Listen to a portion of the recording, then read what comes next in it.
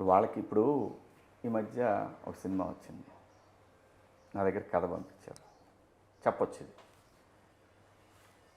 కథ పంపించారు, నాది సెంట్రల్ పాత్ర.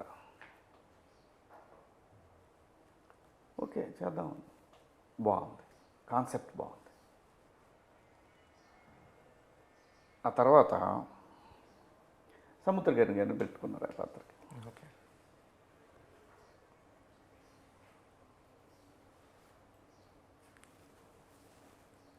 అలా చాలా జరుగుతూ ఉంటాయి. చెప్పండి, ఇప్పుడు మనం చేయకపోవటం వల్ల దానికి వచ్చే ప్లస్లు ఏంటి, అతను చేసినందువల్ల వచ్చే ప్లస్లు ఏంటి,